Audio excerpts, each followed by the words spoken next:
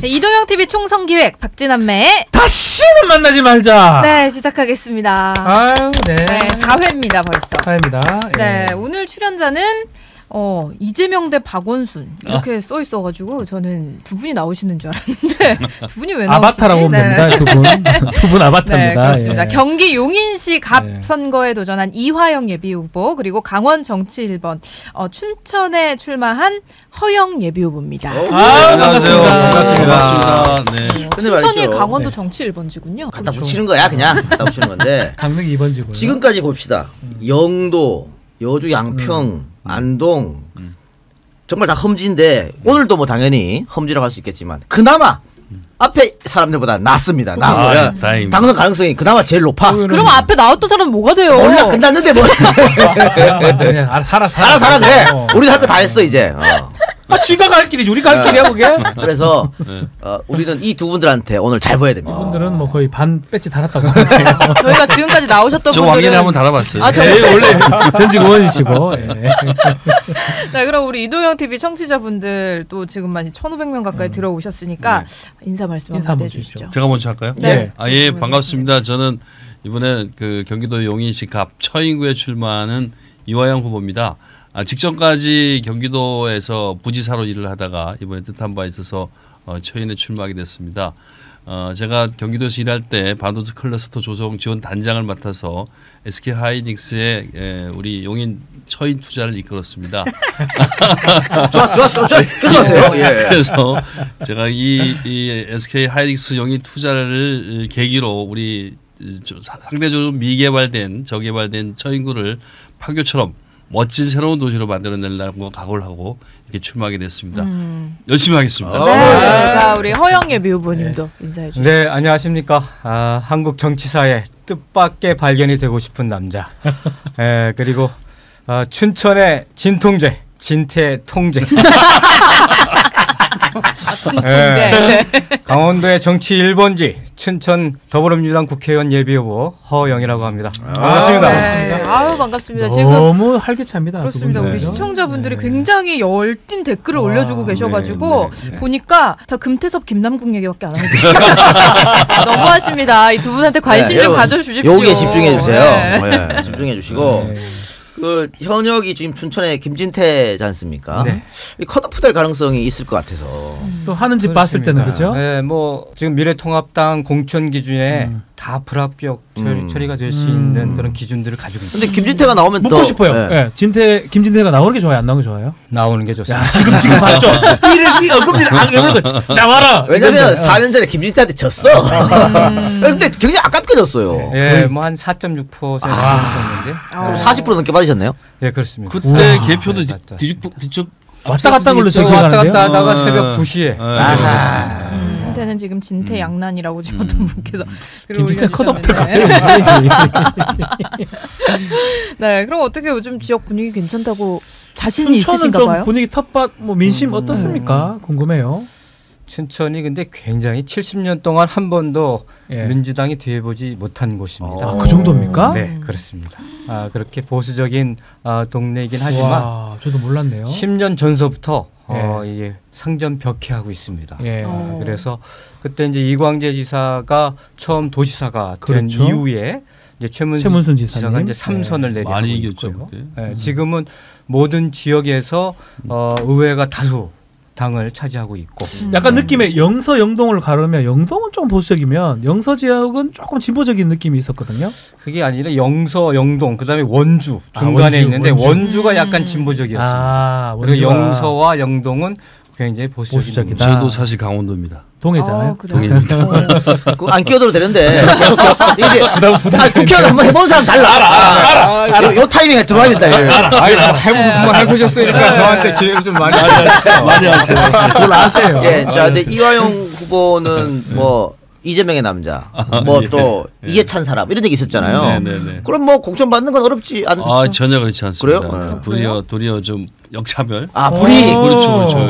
뭐 꼭 그 좀 주목하고 있는 것 같고 아직까지도 그 발표를 하지 않고 있을 정도로 좀 그렇게 주목받고 있는 게 좀 부담스럽고 그렇습니다. 근데 그 경기도 부지사 평화부지사였잖아요. 네네네. 최초 아닙니까? 그랬었죠. 평화부지사 하는 일 뭐였어요? 원래는 뭐 그때 북한하고 경기도하고 교류 협력을 주도했었었죠. 근데 그것뿐만 아니라 이제 그 일반적인 정부 부지사의 그 이름을 붙이는 거였잖아요. 그 광주 같은 경우는 문화부시장, 네, 맞아요. 뭐 우리 강원도는 경제부지사, 저희 경기도는 평화부지사 이렇게 해서 정부부지사의 이름을 닉네임처럼 붙였던 것이고요. 정부부지사 역할을 주로 했었죠. 그래서 뭐 대국회, 대행정부 뭐 이런 역할을 통해서 뭐 우리 경기도가 해야 할 일들을 하는 그런 일을 하고 그런 과정에서 이제 그 제가 이번에 처인구에 출마하게 된 계기인 하이닉스의 용인시 유치에 경기도에서 부지사로 일하면서 관여를 하게 된 것이 이번에 출마의 계기가 됐죠. 지금 이재명 경기지사가 굉장히 행정 일을 너무 잘하고 있다. 잘한다는 박수를 받고 있는데 사실은 이재명이 한 게 아니고 이화영 내가 다 했다. 본인이 전혀 딴 데 가서 자꾸 그런 식으로 얘기하는 전혀. 아니 요거는 살짝 내가 했어요. 요거 하이닉스 유치. 크로스터 자기가 다 했다고 그러는 얘기를 다. 하이닉스 유치할 때는 사실 이재명 지사님이 좀 얼떨떨해 있었어요. 근데 제가 이제 요거는 아주 운이 좋았는데 우리 용인시도 좋고 경기도 운이 좋았는 게 그 당시에 바로 또 이해찬 대표가 당대표가 됐어요. 제가 유치 활동을 할 때. 그래서 원래 중앙정부에서는 이게 구미에 가기를 기대했어요. 거기가 구미가 많이 어려웠으니까. 근데 요즘 뭐 공동화가 돼 공단이 공동화돼 있다 그러더라고요. 근데 이거를 제가 이해찬 대표한테 가서 그때 막 당선돼 당대표가 됐었을 때예요. 이거 좀 용인에 유치해야 되고 용인에 아니면 SK가 안 하겠다고 한다. 그러니까 대표님 좀 도와주시라. 그랬더니 대표께서 뭐 이런저런 좀 지켜보시다가 정책위 의장 뭐 김태년 그다음에 조정식으로 바뀌었는데 두 정책위 의장한테 거푸 이걸 좀 용인에 유치하도록 도와주는 게 좋겠다라고 말씀을 하셔서 그 힘을 가지고 이제 청와대도 설득하고 본인 했다는 거죠. 요건 제가 했다니까. 요거는 이재명 지사가 잘 몰랐어요. 그러면은 경선은 문제 없으실 것 같다는 생각이 들고. 제가 여기에 좀 늦게 왔어요. 부지사가 일을 끝까지 하다가 와갖고 1월 15일 이후에 와가지고 아직 인지도가 너무 낮고 여기 나와서 지금 열심히 이렇게 얼굴을 팔고 있어요. 이 질문을 하는데 저는 정말 용인하고는 관계성은 그 크러스터 그 빼고는 없는 것 같거든요. 뭐 있습니까? 경기도 부지사가 경기도 전체가 되죠. 할 말 없습니다. 왜냐하면 여기 지금 용인시 갑에 거주하신다는 분들이 꽤 있거든요. 꽤 있는데 일단은 그럼 지역 분위기를 어떻게 느껴보실 기회는 아직 없으셨겠네요. 아니죠. 지금 이제 한 달 동안 진짜 바닥을 박박 기고 있고 용인 중앙시장 장날을 몇 번이나 돌았는데 하루에 얼마 안 됐다고 하루에 명함을 10,000장씩 지금 돌리고 있는데 아니 우리 허영 후보도 강원도 일을 좀 하시지 않았나요? 저 최문순 지사와 같이. 최문순 지사 비서실장을 했습니다. 초대 비서실장. 실세. 뭐 이재명 지사 옆에 우리 이화영 부지사가 계셨듯이 저는 뭐 최문순 지사 또 박원순 지사 옆에 실세 비서실장으로서 열심히 뒷받침을 했습니다. 지금 말이죠.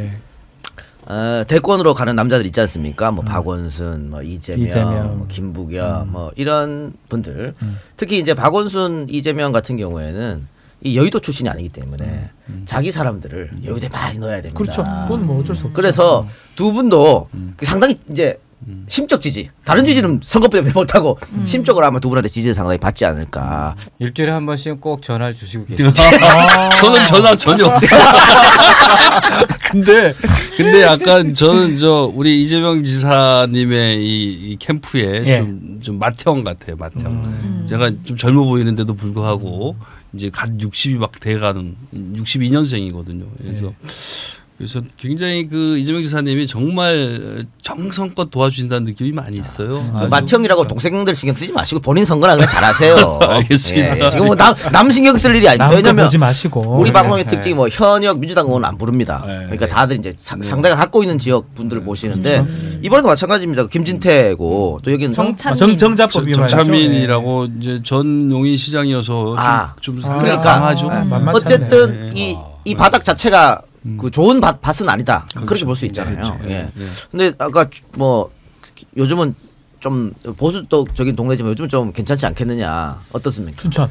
네, 많이 변하고 있고요. 지금 뭐 여러 가지 그 여론조사 상으로는 뭐 분위기가 그렇게 나쁘진 않습니다. 예, 그리고 워낙 뭐 김진태 의원이 그동안 저지른 여러 가지 과오들이 있기 때문에 네. 거기에 대해서 좀 변화의 바람을 요청하는 시민들의 바람들이 굉장히 많습니다. 네. 근데 저런 것도 활용해도 되겠네요. 아까 얘기한 뭐 최문순 지사의 오른팔이다. 그거 해도 되죠. 춘천을 그래서 발전시킬 수 있다. 뭐 이런 식으로. 뭐 박원순 시장의 네. 이미 하고 계실 것 많이 활용했을 것 같은데요. 따져보면은 강원도, 서울특별시 이게 광역단체 비서실장을 연급한 사람은 없을 것 같은데 없습니다. 최초의 사례입니다.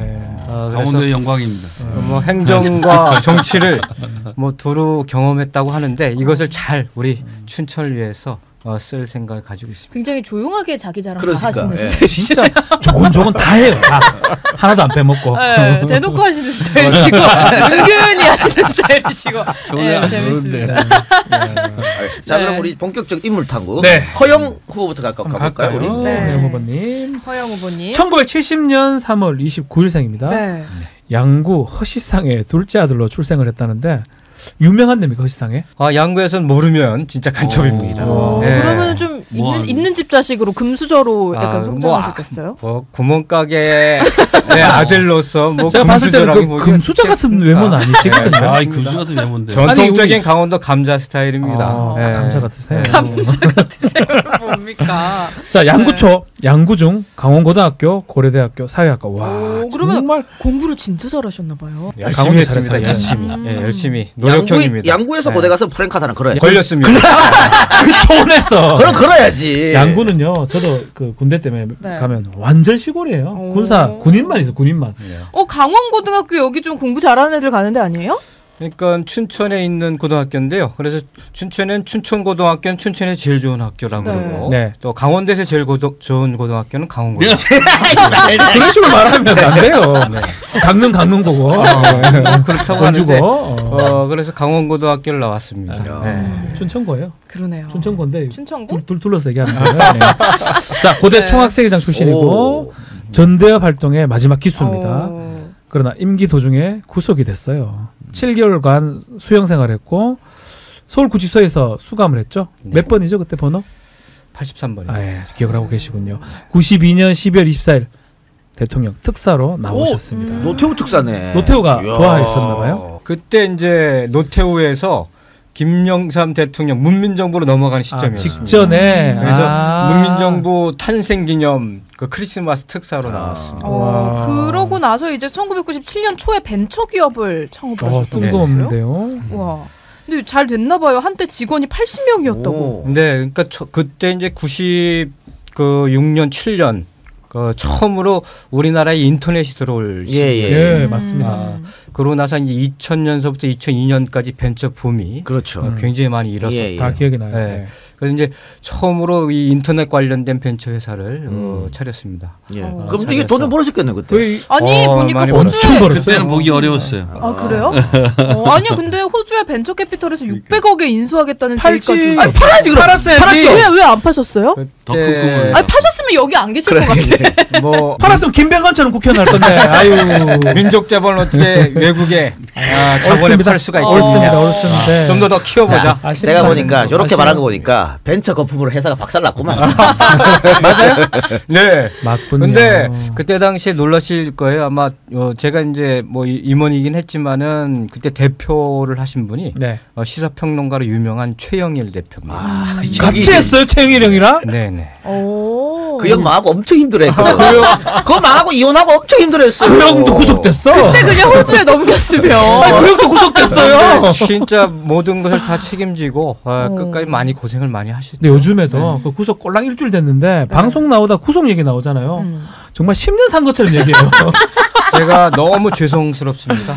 함께 어려움을 같이 끝까지 좀 했었어야 되는데 거의 도맡아서 모든 책임을 지고 해결해 오셨습니다. 정말요. 어쨌든 당시에 이렇게 벤처 회사를 차려서 어느 정도 기반을 마련했다는 것은 대단한 것이네. 대단한 거죠. 대단한 거죠. 당시에 얻은 깨달음을 이렇게 써놓으셨어요. 모든 조직은 사람을 지향해야 한다. 신뢰에 기반하지 않는 조직은 거품에 불과하다. 거품이 꺼져버렸거든. 굉장히 신뢰가 없이 운영하죠.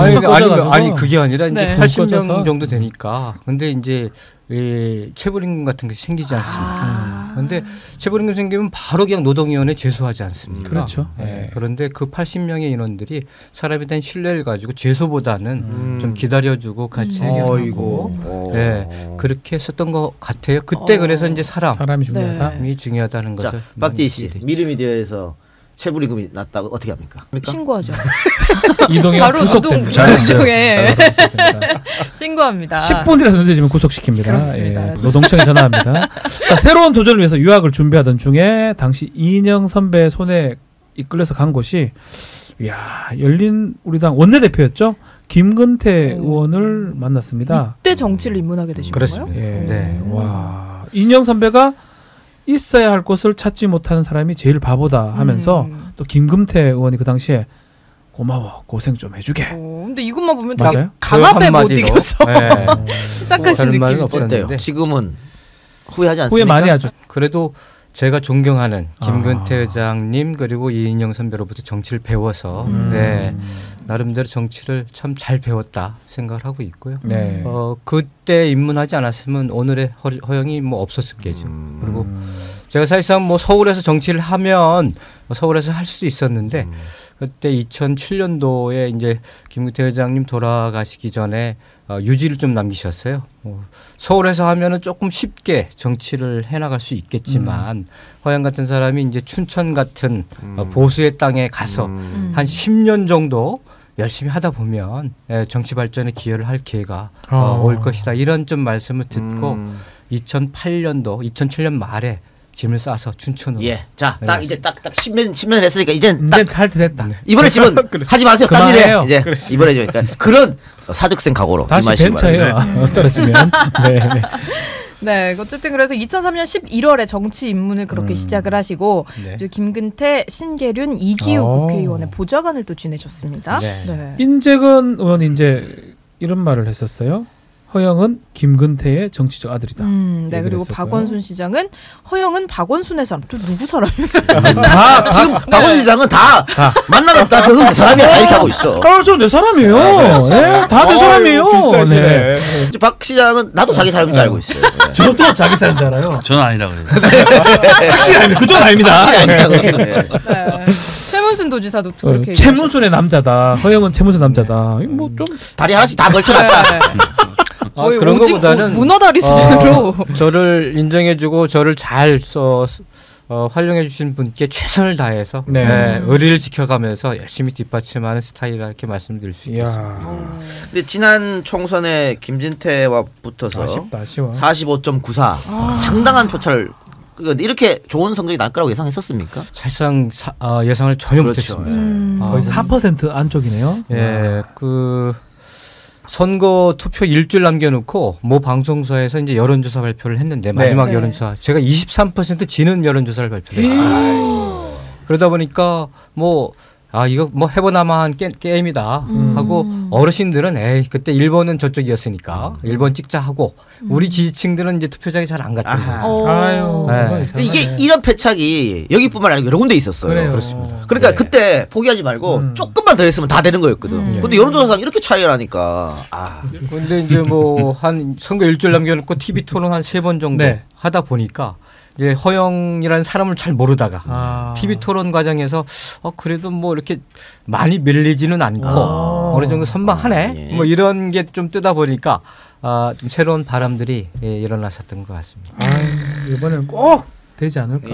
김치사 나와야 되는데 이 사람. 강원도당 위원장 선거에서 원내인데도 원내를 꺾고 도당위원장이 됐었죠. 최근에 저력이 있습니다. 이번에는 그냥 거의 따놓은 당상이래 이렇게 생각을 해도. 그렇지 않죠. 여기는 그런 거 없죠. 춘천 시민들 향해서 다시 한번 어필하세요. 시민 여러분, 3번째 도전입니다.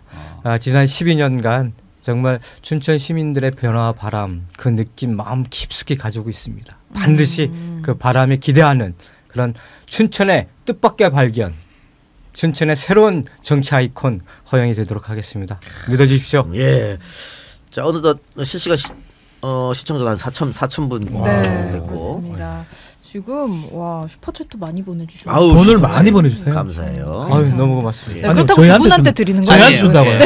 별로 가는 게 맞는 게 아닙니다. 저희가 착각하지 마시고. 아니 홍보해주고도 감사하게 돈을 내고 홍보를 할 판국에 지금 받아가려고. 예금을 못 받게 돼 있습니다. 선거법 위반이라서.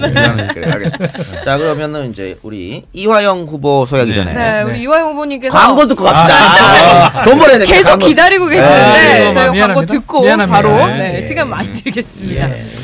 네, 첫 번째 광고는 탈모 걱정. 이젠 블랙의 힘을 믿을 시간입니다. 헤이브로 카페인 트리플 블랙 샴푸입니다. 믿고 쓰는 헤이브로에서 탈모 샴푸를 출시를 했습니다. 여러분. 모공 속까지 시원해지는 정말 깔끔한 사용감에 탈모 방지 기능까지 더해진 올 블랙 샴푸인데요. 탈모 관리에는 꼭 필요한 핵심 케어 3단계가 있습니다. 이 깔끔한 두피 세정, 그리고 두피에 열을 내리는 쿨링, 진정, 그리고 마지막으로 탈모 영양인데요. 이 세 가지가 같이 이루어져야 더욱 의미가 있습니다. 헤이브로 트리플 블랙 샴푸, 이 3단계를 탈모 관리에 탁월한 카페인, 토탄수와 블랙푸드 콤플렉스 등 머리에 좋은 블랙 성분들이 샴푸 한 번으로 다 해결이 됩니다. 여러분의 머리에 힘을 더해드리고요. 그뿐만이 아니라 샴푸 특유의 미끌거림이 전혀 없는 정말 깔끔한 사용감에 풍성한 볼륨감까지 더해져서 탈모 걱정 없으신 분들도 정말 만족스럽게 사용하실 수가 있습니다. 출시 기념으로 무료 샴푸 브러쉬와 최대 46% 할인을 진행 중이니까요.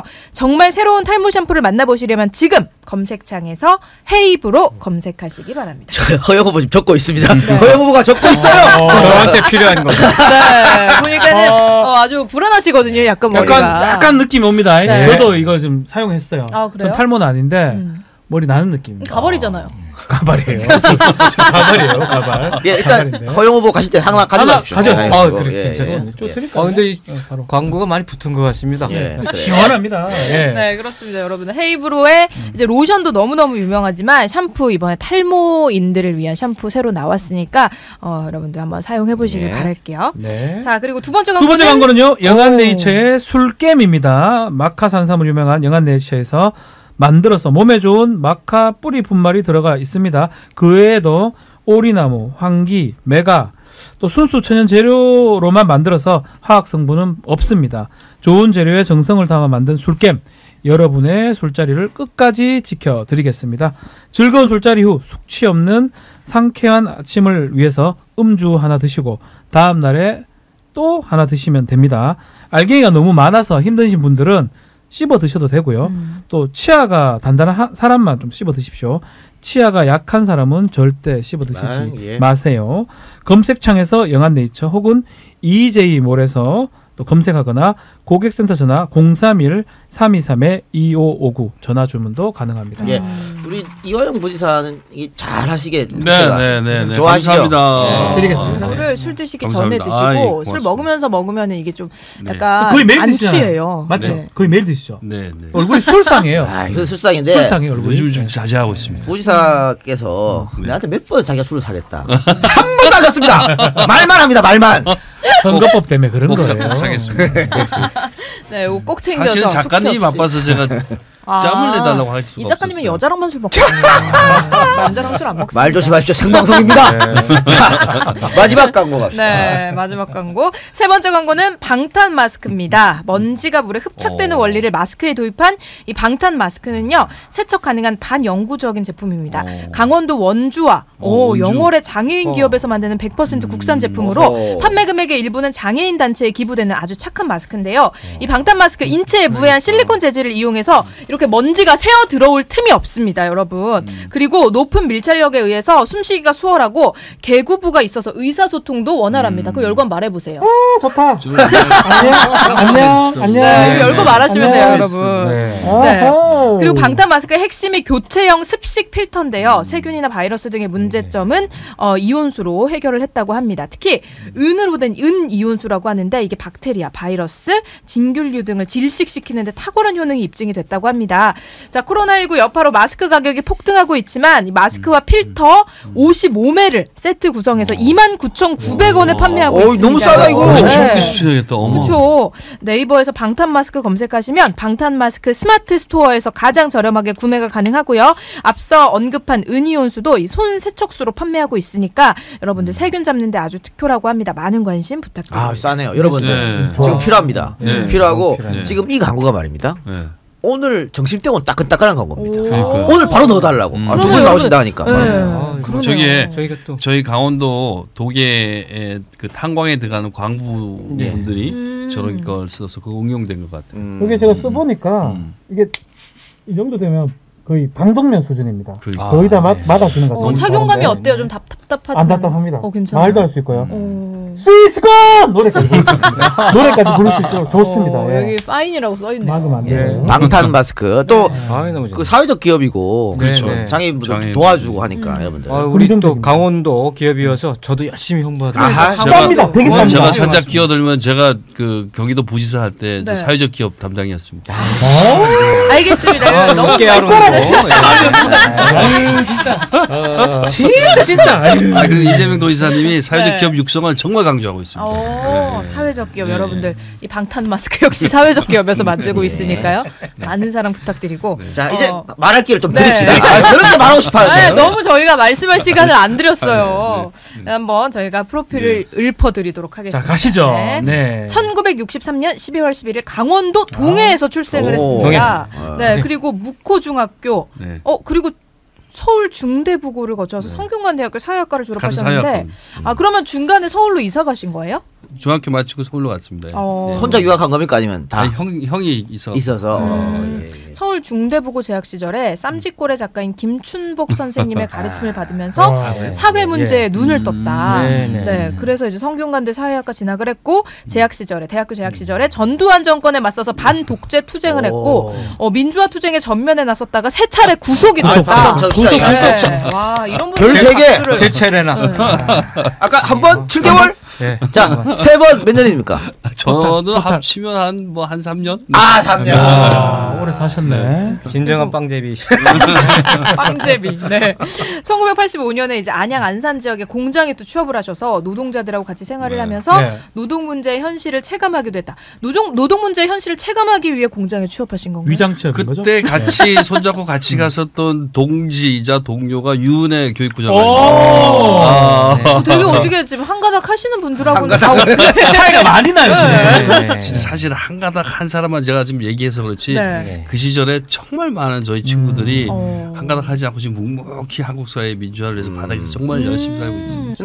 근데 위장 취업을 하려고 했던 계기랄까요? 뭐 있었을 것 같기도 한데. 저희가 이제 아무래도 이제 공장 노동자들을 통해서 사회 민주화를 해야 된다 이런 이제 방법론적인 접근이었죠. 그래서 우리가 학생의 힘만을 물고는 전두환 정권이 워낙 포갑적이어가지고 이겨낼 수가 없었어요. 그래서 저희가 공장 노동자들을 하고 같이 생활을 하면서 노동자들의 힘을 잘 조직했기 때문에 87년 노동자 대투쟁이 가능했고 전두환 정권이 그 싸움에서 물러난 거라고 봐야 되겠죠.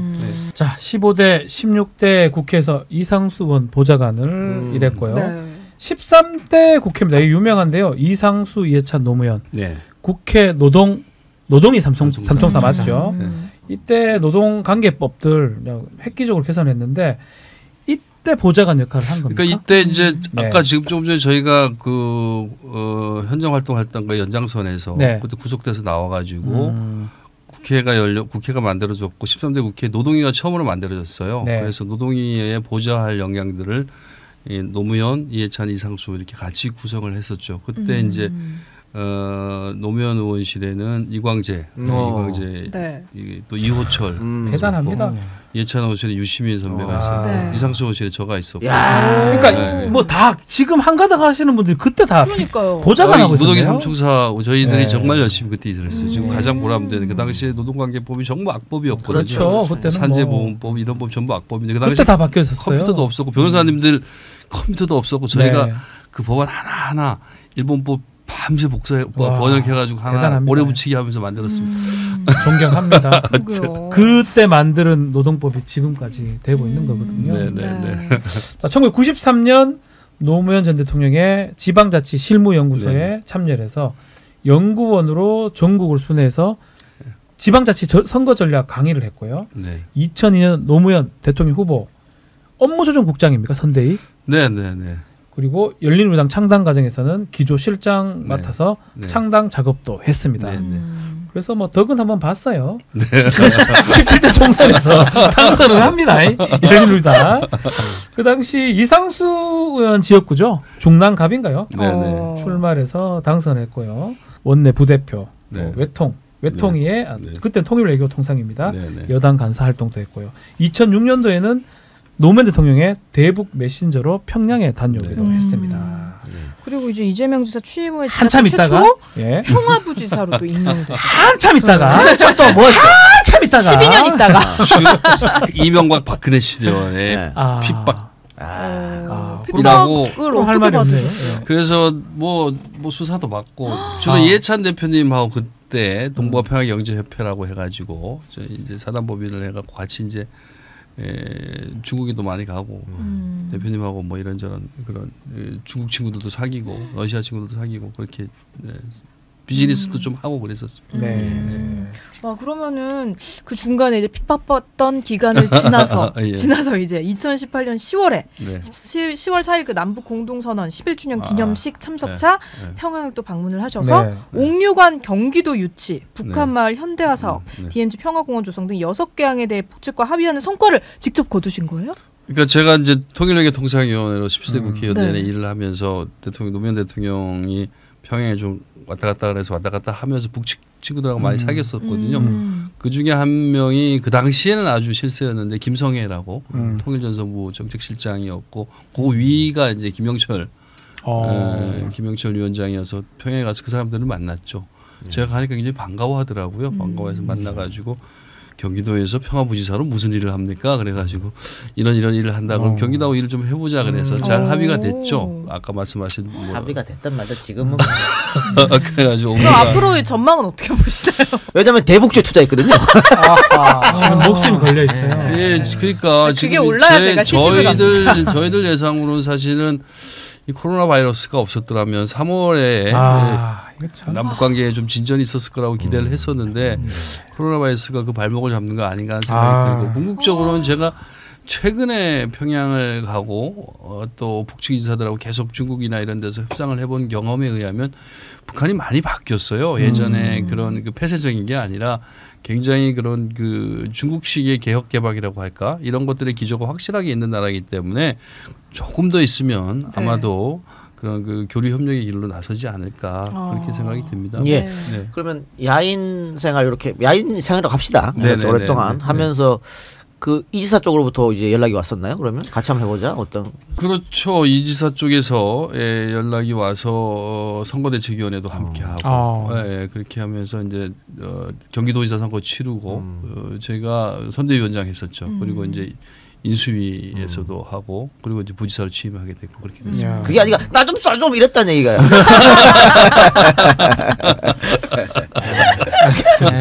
네, 그래서 이제 아까 말씀을 하신 것처럼 평화부지사에 취임을 하면서 이제 반도체 클러스터 조성 지원 단장을 맡아서 SK 하이닉스 용인 유치 활동을 하셨고 몇 번 자랑했어 그거. 120조 투자를 이끈 주인공이십니다. 다시 한번 말씀드립니다. 결국은 이것 때문에 용인시 처인 거에 출마한 거 아니냐. 120조가 어느 정도 규모라고 생각이 엄청난 거죠. 엄청나죠. 뭐 이게 이제 상상도 안 가요. 이게 그 한두 해 하는 게 아니고 SK 그룹 전체 사활을 걸고 10년 동안 합니다. 그러니까 10년 동안 계속적으로 매년 뭐 25조 이상 규모를 계속하기 때문에 상당히 앞으로 그런 그쪽에 저희 처인구 일원의 일자리나 그 좀 저희들 뭐 취업할 때 또 거기서부터 생기는 월급 이런 것들이 상당히 많아질 수가 있죠. 그런데 이 처인구 주민들이 그걸 알아야 될 텐데. 이거 이화영 작품이다 알아야 될 텐데. 지금 열심히 홍보하고 있고요. 그리고 뭐 이건 제 작품이라보다는 이거는 사실은 문재인 정부의 작품이죠. 그할 필요 없어요. 자기 작품 아니에요.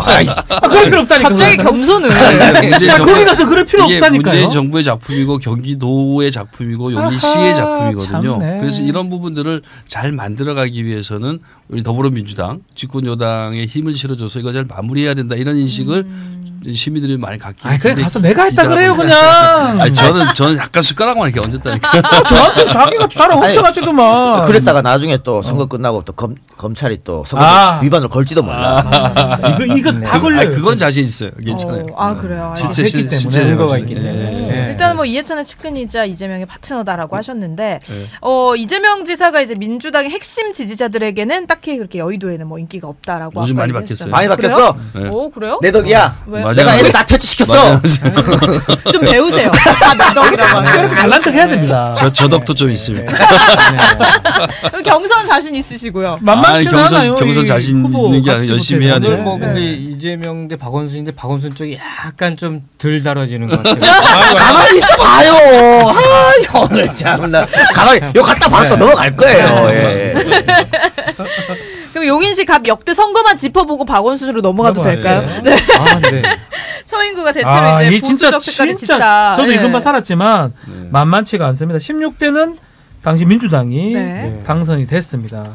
또 17대는 그 당시 열린우리당 돌풍이 있었기 때문에 우재창 후보가 당선이 됐고 바로 18대도 민주당. 근데 19대부터 20대는 지금 구속됐죠. 이우연 후보가 새누리당으로 당선이 됐어요. 지금 사실은 민심은 좀 반반이 아닌가. 그렇습니다. 딱 그런 상황입니다. 아니 근데 현직 의원이 비리로 구속이 됐는데 그 당 사람을 또 뽑아주면 이건 문제 있는 거 아닙니까? 저도 그런 생각을 하는데 뭐 그 지역이 좀 약간 특수한 면단위 같은. 그렇죠. 도농복합. 제가 거기 이제 군부대도 좀 있었고 제가 거기 근처 제가 구성 쪽에 좀 살았었거든요. 용인 구성에 살았는데 거기 느낌이 뭐냐면 새로운 신도시 부분도 있고 옛날 쪽도 있어요. 옛날 쪽 그 분들은 좀 연세가 좀 있는 분들도 계시고 또 새롭게 만드는 그 아파트는 젊은 분도 있고 그래서 저는 박빙을 좀 예상합니다. 경선 통과해서 이제 본선에 가면 박빙이지만 분위기상은 조금 진보 쪽이 낫지 않을까. 지금 말씀드린 바와 같이 뭐 저희가 문재인 정부나 경기도나 용인시가 그 처인구의 이 하이닉스뿐만 아니라 플랫폼 시티 처인구는 아니지만 하여튼 그 아까 말씀 구성역 주변에 플랫폼 시티라고 엄청난 프로젝트를 하고 있거든. 그것도 6조 원입니다. 그리고 뭐 여러 가지 또 철도 연결도 하고 이런 것들에 대한 많은 것들을 지금 정부 여당 입장에서 하고 있기 때문에 좋은 평가를 받지 않겠는가. 젊은 세대 인구 유입도 좀 있습니다. 인구 유입이 굉장히 많습니다. 그러니까. 그리고 앞으로 여기가 지금 용인시 인구가 거의 108만을 향해 가고 있는데 여기에 하이닉스가 들어오게 되면 인구가 한 10만 이상 순증을 하게 됩니다. 그렇게 되면 선거구도 하나 더 생기고 처인이 상당히 그 질적으로 많이 바뀔 수가 있겠죠. 그러니까 정치적으로 이렇게 더불어민주당에게 나쁜 지역구가 아니다. 요 질문 좀 드려야 될 것 같아요. 제가 사는 곳이 판교입니다. 지금 용인이 조금 좋았지만 그래도 더 좋은 판교로 좀 가버렸는데 더 좋은. 제 느낌은 그래요. 이런 얘기 할 수 있는 거잖아요. 아니 근데 비슷한 말씀하셨어요. 근데 제가 구호를 보고 깜짝 놀랐어요. 원래 좀 친분도 있고 제가 문자를 항상 받아요. 내 눈으로 의심했어요.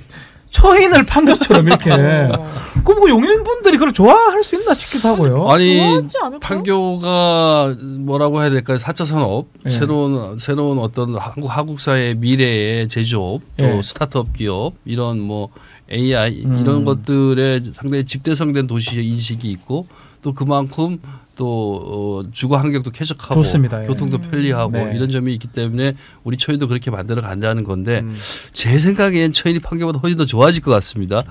나경원의 뭐 동작을 뭐 강남 4구 뭐 이런 거랑 비슷한 것 같은데 그런 비판도 좀 봤습니다. 무슨 개발주의냐 이런 얘기도 봤는데 처인은 사실 그게 좀 필요합니다.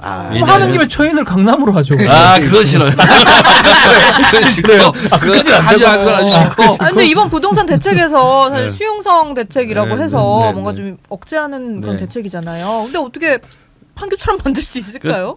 저 처인하고 용인이 들어가게 될 것 같은데 제가 더 이해찬 대표님께서 이번 선거에 뭐 부동산 용인이 이제 약간 특히 처인 같은 경우 그동안 워낙 저개발된 지역이어갖고 부동산 경기가 조금 그 하이닉스도 들어오고 하니까 좀 살아나고 있거든요. 근데 이거를 굳이 지금 꺾을 필요가 있겠느냐 이런 말씀을 좀 드려서 아직 포함은 이번에 안 됐습니다. 알겠습니다. 자, 우리 허용 후보님 많이 기다렸어요. 잔뜩 적어놓으셨어요. 지금 많이 재밌습니다. 제가 몇 가지 재미없다는 거 알고 있습니다. 예. 아유, 뭐. 네, 허용 예비 후보님께 질문을 좀 드려보도록 하겠습니다. 일단은 뭐 아까 말씀드렸던 것처럼 2012년 총선까지 합치면 이번이 세 번째 도전인데 일단 당내 경선은 그럼 확실하게 좀 자신이 있으신 거고. 자신 있습니다. 네, 12년을 준비해 왔기 때문에. 12년을. 네. 지금 강원도 민심 자체가 제가 알기로도 원주밖에 없죠. 딱 한 명 송기현 후보, 네, 송기현 의원님, 네, 한 분 있고 8석 중에서 한 석입니다. 엄청 진짜 보수의 뭐 그렇습니다. 엄청 거의 경북하고 비슷하네요. 느낌상. 그렇습니다. 네. 근데 도지사 선거는 그렇게 또 압도적으로 다르잖아요. 이겨버렸는데. 네, 그게 이제 최문순 지사의 경쟁력인데 총량으로 하면 좀 달라요. 네. 그러니까 이게 이제 우리가 그렇잖아요. 국회의원 선거는 선거구제 소선거구제잖아요. 그렇죠. 근데 그 도 전체 총량으로 하면은 또 가만히 좀 있어요. 네. 이게 아니 강원도 너무 보내시겠어요. 제가 최문순 지사 도지사 나갈 때 런닝메이트. 욕심 많다. 욕심 많아. 최문순의 아들. 욕심이 많아. 우리 이하영 후보님은요. 그래서 이제 10년 전하고 지금하고는 정말 상전벽해했고 이제는 강원도와 춘천이 이제 해볼만하다. 다 지금 정말 새로운 그래서 강원도에서 정치한다라는 게 아스팔트를 손톱으로 긁어서 꽃을 피운다 이렇게 표현을 하기도 해요. 그런데 그만큼 어려운 지역인데 이제는 들판에 뭐 구절주도 피고 뭐 해당화도 피고 뭐 해바라기도 피고 이렇게 잘 피고 이번에는 그러면 원주 2개 하고 춘천하고 또 다른 그 속고양이나 이런 데도 괜찮습니까? 어떻습니까? 네, 그래서 이번 목표가 전체 8석 중에서 6석 정도를 목표로 하고 있습니다.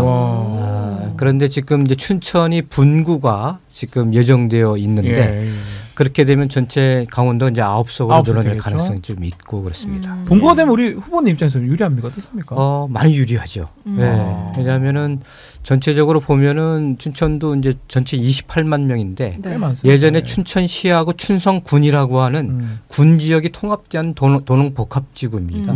분구가 되면 아무래도 도시하고 농촌하고 균등하게 분배가 돼가지고 유권자 표심이 어느 한쪽으로 기울이지 않고 적당한 표심들을 확보해 나갈 수가 있습니다. 유리할 분구는 것이다. 아직 정리가 안 된 건가요? 네, 지금 한참 실랑이를 하고 있는데 저희는 이제 군포, 안산, 뭐 서울, 강남 이런 곳을 수도권을 합구를 해가지고 그 순천, 세종, 춘천 이렇게 분구를 해가지고 수도권을 합구하고 지역 균형 발전 차원에 있어서 지역은 분구해서 좀 더 균형을 맞추자 이렇게 주장을 하면서 춘천을 꼭 분구시켜달라고 요청을 하고 있는 상황입니다.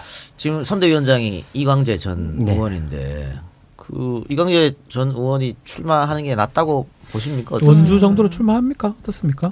글쎄 이제 뭐 저는 이광재 지사께서 워낙 이제 9년 동안 좀 묶여 계셨기 때문에 또 큰 꿈을 가지고 계신 분이라고 생각을 하고 있고 9년 동안 또 여시제라고 하는 싱크탱크를 운영을 하시면서 대한민국의 비전이나 이런 것들을 상당히 많이 준비를 하셔가지고 뭐 서울이나 이런 곳에서 본인의 좀 더 큰 꿈을 위한 도전을 하시리라 생각을 좀 했는데 지금은 이제 강원도 선대위원장을 맡고 계시고 아직까지 큰 고민 중에 있는 걸로 알고 있습니다. 근데 뭐 원주 얘기가 나오더라고요. 원주 얘기 나왔어요. 근데 원주, 원래 태백 쪽이었잖아요. 원래 태백, 횡성, 영월, 평창, 염동열 의원 있는 염동열 이제 아웃될 거 아니야. 뭐 유죄됐잖아 그 양반. 유죄 1심에서 유죄 나왔고 그래서 그런데 거기에는 이제 오히려 우리 이광재 지사가 공을 들여서 영입한 분이 계세요. 그러면 그렇게 하고 계시고 또 원주도 나름대로 지금 근데 열심히 준비해온 지역위원장 출신의 후보들이 다 있겠죠. 다 있는데 시스템 공천을 지향하고 있기 때문에 뭐 그런 것 같아. 그냥 고심을 하고 계신 것 같습니다. 본인이 나가면 바람을 좀 불러일으켜서 옆 지역구에도 도움을 주지 않을까 이런 생각도 하면서도 또 그동안 바닥을 다진 후보가 있는데 그 뺏는 거 아니는 생각도 있을 거고 고민하실 거예요 아마. 고민이 안 될 수가 없겠죠.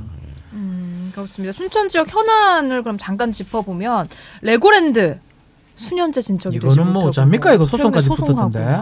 했는데 지금 오히려 이제 레고랜드는 공사가 차곡차곡 진행이 되고 있습니다. 그래서 아마 내년도 6월, 7월쯤 되면은 레고랜드의 본 모습이 다 나타내리라 이렇게 생각하고 내년이요? 있고요. 내년? 예.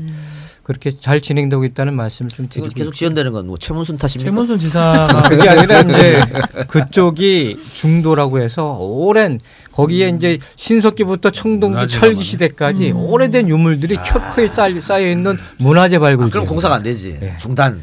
그러다 보니까 이 소중한 문화재를 보존할 것인가, 개발할 것인가 이 사이에 있어서 여러 가지 갈등들이 좀 있어 왔습니다. 자, 도청은 좀 어떻게 신축은 잘 되고 있습니까? 도청이 이게 63년 된 건물인데요. 네. 지금 진도 5 이상이 되면 무조건 무너지게 돼 있습니다. 철근이 없어요. 벽 구조에. 네. 뭐가 있어 안에? 그냥 콘크리트로 되어 있는 구조. 그래서 행정안전부에서 안전진단을 해서 신축을 해라 이렇게 권고를 해가지고 이제 신축이 진행되고 있는데 지금 이제 총선이 끝나는 대로 도청 신축에 대한 본격적인 논의가 이루어질 것 같고요. 이 도청 신축은 그 도청 소재지를 이전하는 문제하고는 전혀 다르게 이 안전상의 문제 때문에 이제 춘천 내에서 신축이 되어서 도청 소재지로서의 춘천의 도시 위상과 비전들을 함께 만들어 나갈 그런 생각을 가지고 있습니다. 네. 자, 그리고 춘천이 전체적으로 자영업이 많은 도시인가요? 저 전체 지역 경제를 뒷받침하는 곳이 이제 자영업이 한 90% 정도. 공장하고 이런 게 없는 걸로 제가 알고 많이. 그러니까 관광 사업도 많고. 왜냐하면 다 자영업이니까 그게 다. 춘천하면은 호반의 도시. 이 물 때문에 참 억울한 도시가 춘천입니다. 이 서울 수도권 사람들 물 먹이느냐고. 깨끗한 물 공급하느냐고. 야 똑같아 안동도 대구 사람들 물 먹이려고 발전이 안 돼. 고마워. 그래서 이번에 고마워. 그래가지고 뭐 수질 오염 총량제라 또 뭐 상수염 보호구를 해가지고 공장 하나를 지을 수도 없고 유치를 할 수가 없습니다. 그러다 보니까 발전이 굉장히 저해되어 있습니다. 근데 지금 코로나 때문에 이게 이 지역 자영업자들이 안 그래도 힘든데 더 힘들 거 아니에요. 그렇습니다. 지금 뭐 거의 안 오시니까 아예 뭐 시외 버스 터미널도 지금 텅텅 비어 있고 ITX도 사실상 굉장히 급감하고 있는 그런 상황이기도 하고 아예 안 오고 있습니다. 그래서 지역 경제 그래서 저도 지금 매일 점심 저녁을 파란 번개락을 해가지고 음식점을 찾아다니면서 유권자들하고 같이 지역 상권 살리기 운동을 벌이고 있습니다. 그거 좋네요. 네. 그래서 정말 이것은 전국적으로 우리 뭐 민주당에서 우리 유권자들과 함께 해서 오늘 문재인 대통령도 그런 당부를 했지만 정말 온 힘을 다 모아서 지역 상권 살리기에 매진을 해야 될 것 같습니다. 제 동생이 춘천에 살아요. 두표 확보. 고맙습니다. 예. 동생 부부 두표 확보. 동생 부부를 왜 본인이 결정합니까? 근데 오빠가 하라는 대로 다 한다. 다 전화 온다. 선거 전날. 우리 집안 식구 다 오늘은 이번에 누가 뽑나 그러면 누굴 뽑아야 우리 오빠가 잘 되는지. 그렇지. 김진태 뽑고. 그래서 춘천은 전국 선거입니다. 예, 이렇게 전국 각지에서 응원해 주시는 분 때문에. 근데 이 주말에 한 번씩 가면 갈 때도 힘들고 올 때도 힘들고 너무 힘들어요. 아니 거리는 그렇게 멀지 않는데 교통 체증이라든가 뭐 이런 것도 당연히 최문순 지사도 생각하고 있을 텐데. 네. 그래서 뭐 김진태 의원은 본인이 했다고 그러는데 모든 걸 본인이 했다 그러죠. 그런데 이게 그래서 지금 이 양양고속도로 서울 양양고속도로가 주말만 되면 정말 주차장입니다. 맞아요. 그래서 문재인 대통령께서 과감하게 예타 면제를 해서 제2 경춘국도가 이제 만들어지고 기존의 경춘국도 정말 풍경 좋기로 유명한 경춘국도와 더불어서 이제 춘천에 오는 길이 양양고속도로, 경춘국도, 제2 경춘국도, 그다음에 ITX라고 하는 열차, 준고속 열차. 이렇게 해서 조금 원활해질 가능성이 있습니다. 제가 문재인 대통령 대선 때 강원도 선대본부장도 했었거든요. 근데 그때 제가 그 영동지방 고향에서 동해안 고속도로 무료화 공약이 있었어요. 네. 그거 어떻게 되고 있어요? 그거 문재인 대통령이 또 공약을 하셨는데 지금 그쪽 지역민들이 그거 꼭 해결을 시켜달라고 이번 총선 공약에 제가 집어넣고 있습니다. 좋네요. 진행도 잘하시네요. 네, 역시 좋아요. 중요한 거죠. 좋았습니다. 훌륭하십니다. 근데 지금 내가 내 동생 부분에 2표 확보했다니까 여기 저도 2표 추가입니다. 이런 댓글이 많이 났습니다. 너무 고맙습니다. 처인구에는 7표 확보했다고. 네. 이거 대박. 파워풀 방송이네요. 한 번 더 출연할 수 없는. 참. 다시는 보지 말자고. 다시 줄 서 있는데 지금. 안 돼요. 저도 처인 아는 분들이 좀 많아요. 걱정할 필요 없습니다. 당선 축하드린다는 댓글도 올라오고.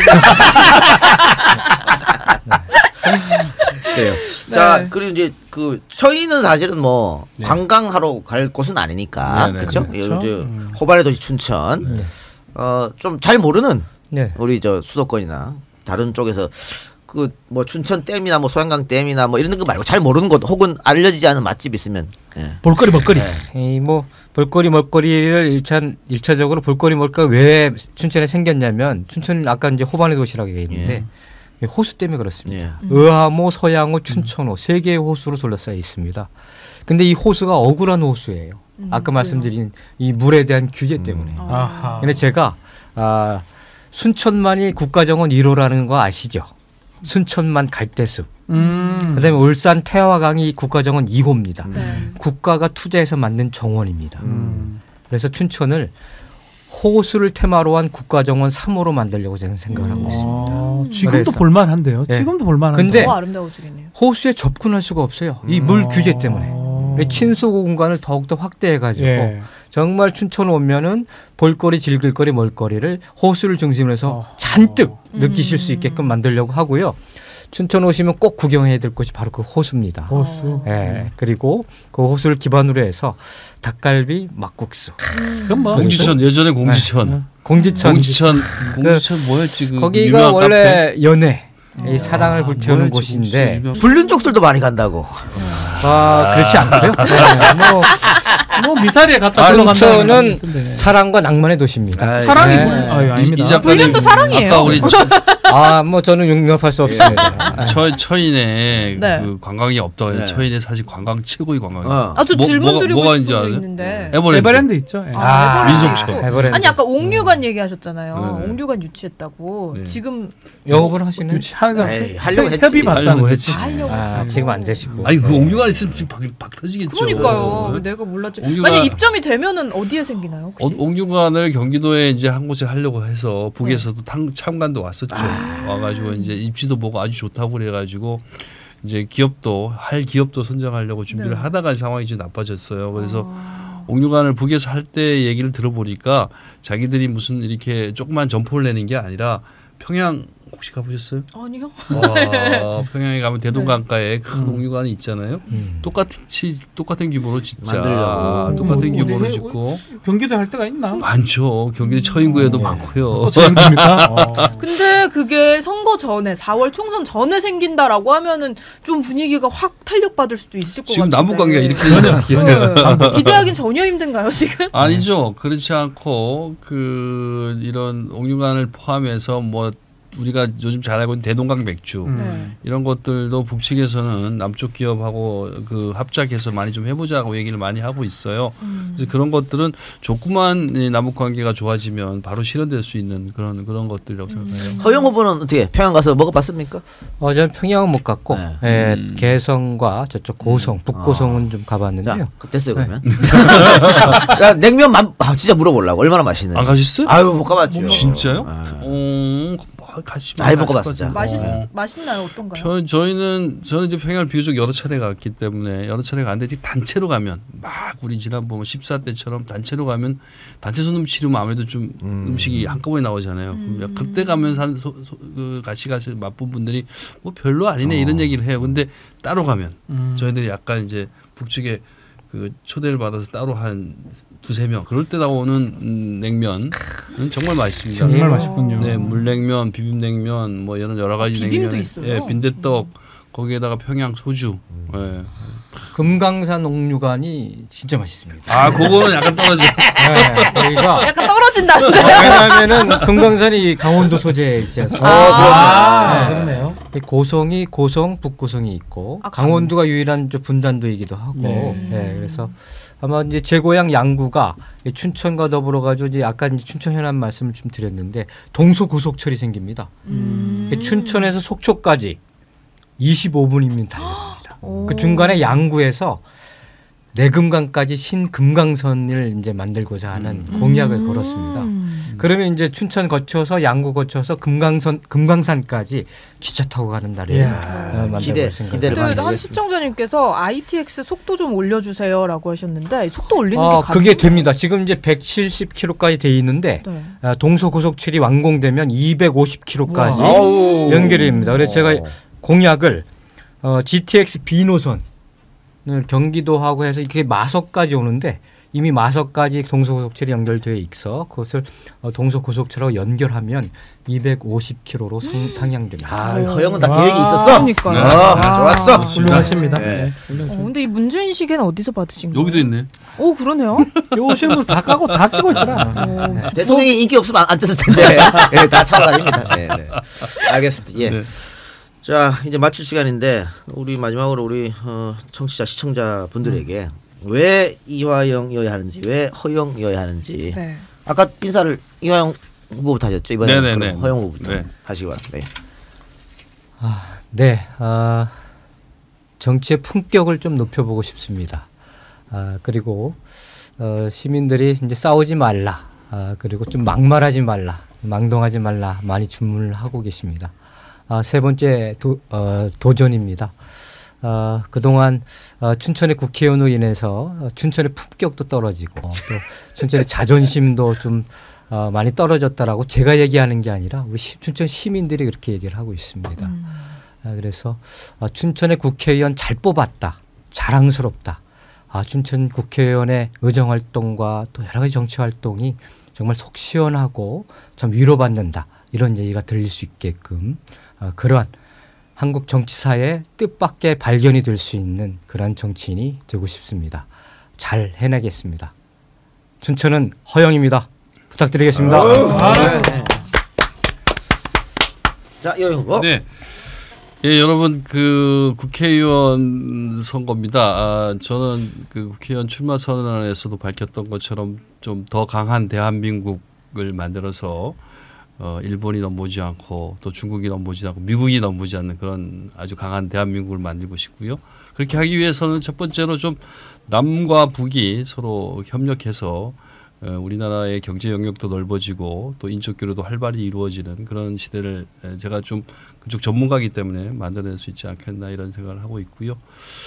그 제가 출마하는 그 처인 지역이 이번에 그 SK 하이닉스에서 120조라고 하는 큰 돈을 투자하게 돼서 아마 세계 최대의 반도체 산업 단지가 될 것 같습니다. 혹시 SK 하이닉스 쪽에서 나오신 건 반도체 산업 단지가 되면은 그 지역에 이제 아마도 우리나라에서도 소득이 가장 높은 지역이 될 가능성이 많고 그래서 잘 만들어 나가야 되는데 제가 경기도에서 부지사 일을 하면서 그것을 기획했고 또 유치하는 데도 관여를 했기 때문에 그 완성까지 좀 책임을 지고 싶다 이런 책임감을 느끼고 있습니다. 그래서 저희는 좀 판교 이상으로 만들어 나가는데 기여하고 싶다 이런 생각이 들고요. 또 하나는 그 우리 용인의 처인, 수지 이 지역이 결코 더불어민주당이 약세 지역이 아닌데 그동안 더불어민주당이 연패를 했습니다. 연패를 해서 이번에 제가 좀 미약하지만 좀 나가서 민주당에 좀 자존심을 세우는 그런 선거에 승리할 수 있는 필승 카드가 될 수 있지 않겠는가 이런 생각이 들고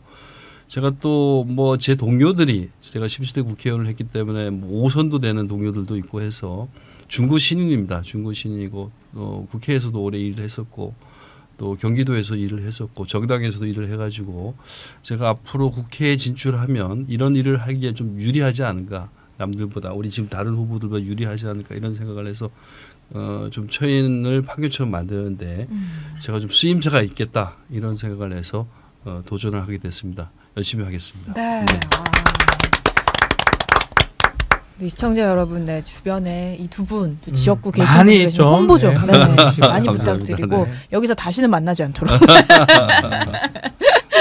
네, 그럼 저희 이동형 TV 총선 특집 다시는 만나지 말자 4회 오늘 두 분 보내드리면서 마무리하도록 하겠습니다. 예. 이화영, 허영 다시는 만나지 말자. 잘 가라. 감사합니다. 가버려. 국회로 가버려.